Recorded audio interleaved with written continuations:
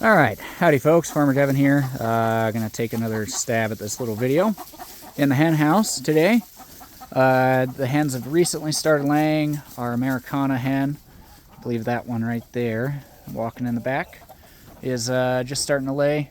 Been getting some green eggs occasionally. It is finally actually winter here. You can tell that there's some ice from dumping water buckets. And so a couple of those eggs, well, all but one really have frozen on us, and we haven't caught them in time. But we are working on making things a little bit better on that front. So, I mean, obviously, since we're getting eggs, hens are now on layer feed. And while we have such a small number of birds, I think I'll stick with this more expensive feed. I kind of like it. But we do have some more birds coming in March. And by July, when they hit lay, we will probably go to the crumble non-soy feed that I usually do for layers. Anyway, so we've been continuing to add some leaf bags, building up the compost, and just working that material down the line, letting it build up. We had enough bulked up at one point about 2 months ago now that I was able to fill this cage. I moved it over, let the hens have the sprouts that were in there, and filled that up with some compost to kind of let it mellow and mold together and not be scratched around quite as much. And then we're rebulking again, and today I think I'm actually going to scoot all of that pile on top of this one and make this the bulking pile, just because I had to move the roost down a little bit to make room for the new nesting boxes that you can see over there. It took me far too long to build that, but it should hopefully be sufficient to satisfy our needs for a while.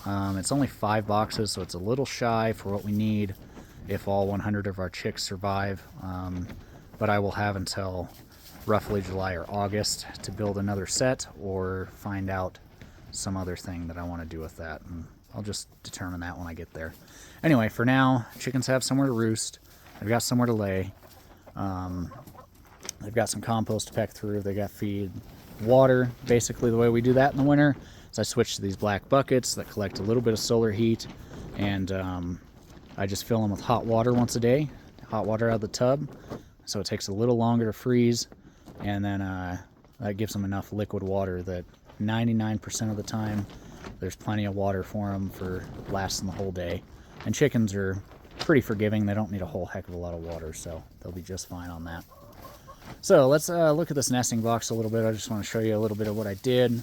Again, it took me way too long to build it, but we did get it done. So I've got these boxes here. They're roughly about 7.5 inches on the opening, but they've got plenty of space in there. It's almost a foot tall, and then probably about 3.5, 4 inches deep from that lip. So they feel a little protected. I've got a 4-inch gap on the back, and then I have some curtain. And what I did for the curtain is I just took some airbag, not airbag like a car, but grow bags basically for growing trees and stuff. And I've bought quite a few of these over the years because I've bought into the idea of having the aeration for the roots. But to be honest with you, I don't think they perform too well around here. I think we have a little too much drying forces going on, and I just get a lot of water that evaporates through the side of those bags.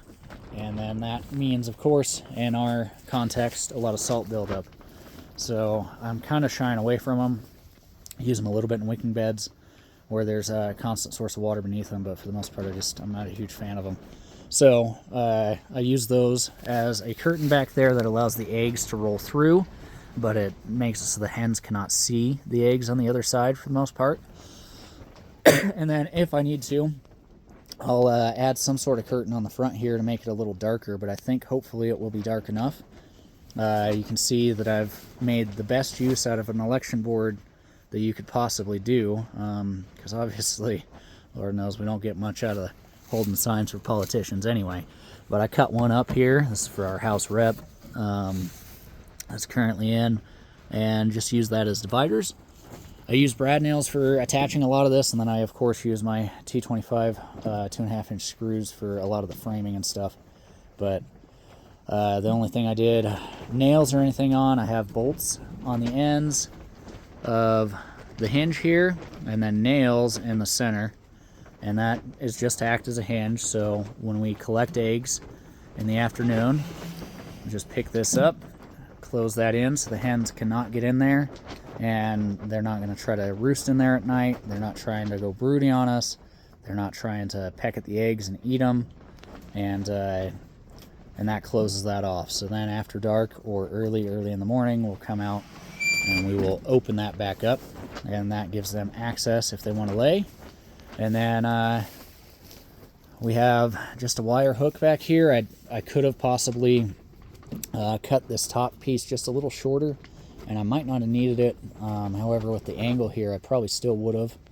And then the other thing is I kind of designed it so that any moisture would fall off and not be hitting the hinges directly or falling down in that little crack between the collection box and the actual nesting box. So hopefully it's not a very drafty egg box. I don't think that it will be, especially being here in the hoop house. But essentially all that is just a stiff enough wire. I can hook it, collect eggs as I need to. It's about 6 inches deep. I think that's probably enough. I mean, the most that we'll be seeing, even if I run all 100 hens in here, is about 72 eggs a day, and I think that'll probably leave enough space for them to roll back there and do their thing. You can see that I lined it with some foam insulation here. That is mostly just for padding to reduce the chance of breakage. We have pretty stiff and strong eggs usually anyway because the hens have a good diet, but just a little extra protection to save them. And then see that I have slats here to support the lid just so that it doesn't warp on me too terribly. And that gives just enough space. I'm going to have to tie that back a little bit because that's a little bit tight in here right now, but that's an easy fix. I'll be taking care of that today. Only other thing that I might choose to do is maybe address how it sits on the ground, try to get it a little less wobbly, but for the most part, I think it works just fine. I mean, the chickens aren't too concerned about it being perfectly level. They just need a place to lay eggs that's dark and comfortable enough. So hopefully this is sufficient, and we'll start getting some eggs here soon. The flock this size is probably just about right to feed our family for a while, and hopefully we can get some production birds here soon. Anyway, little word on other operations, I guess. Let's go over the bees. I've made one Layens hive. I think I may have recorded a video on that, but I didn't really love the way I recorded it, so I'm not sure if I'll end up posting that or not. But I got a Layens hive built, and that will be going on this property this year, and then I'll do one Langstroth on this property, and hopefully I'll get time to go through some other Langstroth hives and get them as happy as I like them before the season starts up. And in May we should be picking up bees for that. Hoping to pick up a minimum of 5, and I'm hoping to get about 8 to 10 more hives this year, and hopefully that'll give us some honey by the end of the year with our new location. So that covers the layers and the bees. The ducks will be arriving. We'll be getting chicks in May as well, or ducklings, and when they get here, we'll have, of course, our 8-week season. We'll process and get those in the freezer and have duck for the year. So I'm shaping up, hoping to have a pretty good year. We're planning on 150 ducks in the freezer and 72 eggs a day by the time we hit production. So by farmer's market season, we're hoping to have about 5 to 6 dozen eggs every day. And then honey, if we're lucky, by September I'll be getting 150 to 300 pounds if all goes well. It's maybe a little optimistic since most of the new bees are going to be packages, but we have one hive that's pretty strong already in the location out there on Webb Creek, and we'll be moving more out there this summer, so I'm hoping to get a decent yield this year. We need some honey. It's been a while. Anyway, thank you for spending 10 of your minutes now and watch me ramble on, and I'll just record the chickens doing chickeny things for a minute and let you enjoy, and then we'll sign off.